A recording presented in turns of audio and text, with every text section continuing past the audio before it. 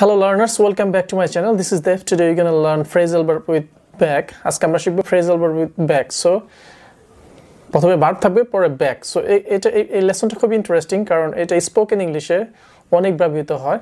So লেসনটি দেখতে থাকুন এবং অনেক কিছু শিখতে পারবেন এবং repeat after me or copy me, right? আমাকে কপি করার চেষ্টা করবেন, বলার চেষ্টা করবেন, তাহলে কি হবে আপনাদের যে ইংরেজিতে ফ্লুয়েন্সি সেটা চলে আসবে and you will be able to speak English fluently and confidently, right? So let's get started. First one, be back. It means return to a person or a place. আমরা বলতে পারি back to a place or a person, কোনো জায়গায় অথবা কোনো ব্যক্তির কাছে ফিরে আসা। So আমরা কিন্তু এই ধরনের কোশ্চেনটা প্রায় করে থাকি, what time or when will you be back? যে তুমি কখন বা কবে ফিরে আসবে। So আমরা কিন্তু বলতে পারি be back. Second one, give back. Give back এর মিনিং হচ্ছে কোনো কিছু ফেরত দেওয়া। For example, Karim left her keys in my room, so I need to give it back to him. যে করিম তার যে চাবিগুলো সেটা ভুল করে আমাদের বাসায় রেখে গেছে, সো এটা আমাকে ফেরত দিতে হবে। So give back. Third one, put back. Put back also return to the original place or return to a place.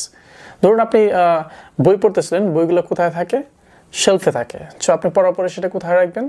শেলফে। So ধরুন আপনি আপনার কোনো বন্ধুর বাসায় গিয়েছেন, সেখানে গিয়ে একটি বই পড়া শুরু করছেন, আপনার বন্ধু আপনাকে কি বললো? Could you put the book back when you are done with it? Number 4, wave back, smile back, hit back, shout back. ধরুন আপনার ওয়েভ মানে হাত নাড়ালো, আপনাকে কেউ হাত নাড়ালো, আপনিও তাকে হাত নাড়িয়ে হাই দিলেন, অথবা আপনাকে দেখে কেউ হাসলো, আপনিও তাকে দেখে হাসলেন, সেটাকে কি বলা হয়? Smile back. আপনার প্রতি কেউ শাউট করলো, আপনি তার প্রতি উল্টা শাউট করলেন, তাহলে কি হবে? Shout back. হিট মানে হচ্ছে কাউকে আঘাত করা, আপনাকে কেউ আঘাত করলো, আপনিও তাকে আঘাত করলেন, তাহলে আপনি হিট ব্যাক করলেন। দেখি আমরা এক্সাম্পলের মাধ্যমে আরো ক্লিয়ার হব। I waved her and she waved back to me. ঠিক আছে, যে আমি তাকে হাই বা হাত নাড়িয়ে হাই দিয়েছিলাম, সে আমাকে হাত নাড়িয়ে হাই দিয়েছিল, right? I smiled at her and she smiled back to me. আমি তাকে দেখে হেসেছিলাম এবং সেও আমাকে দেখে হেসেছিল। So smile back, right? Past tense, smiled. এবার আমরা বলতে পারি he shouted to me, I shouted back to him. সে আমাকে আমার প্রতি কি শাউট করেছিল, আমিও তাকে কি করেছিলাম? শাউটেড করেছিলাম, মানে শাউটেড ব্যাক বলা যেতে পারে। এরপর হচ্ছে hit, I hit him and he hit me back. আমি তাকে হিট করেছিলাম, আমি তাকে আঘাত করেছিলাম, সেও আমাকে আঘাত করেছিল। সো আমরা কিন্তু এইভাবে বলতে পারি যে hit back, shout back, wave back, smile back. Okay, next one, call back, ring back, phone back.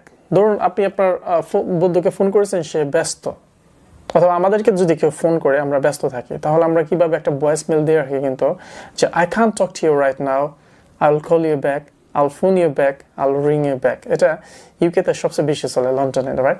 এবং ইংলিশ স্পিকিং কান্ট্রিতে এগুলো বেশি চলে। So phone back, call back, ring back. কেউ যদি আপনাকে ফোন করে, আপনি যদি ব্যস্ত থাকেন, তাহলে সেটা ব্যাক করা, পুনরায় তাকে কল করা। Number 6, get somebody back.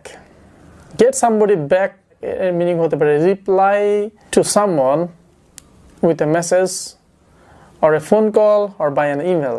ধরুন আপনাকে কেউ ইমেল করেছিল, আপনি যদি তার রিপ্লাই দিতে চান, তাহলে আপনি এবার বলতে পারেন যে I sent him an email and he never got back to me. আমি তাকে একটা ইমেল পাঠিয়েছিলাম, কিন্তু সে আমাকে সেই ইমেলটা ব্যাক করে নাই। I called him and he never got back to me. আমি তাকে কল করেছিলাম, বা সে আমাকে কল আর ব্যাক করে নাই। আপনি যদি তাকে মেসেজ দেন, একই ধরনের হতে পারে। So get back to someone with a message or an email or a phone call. Pay back something. Pay back দিয়ে যদি বলতে চান, pay back something that এটা মানি রিলেটেড হতে পারে।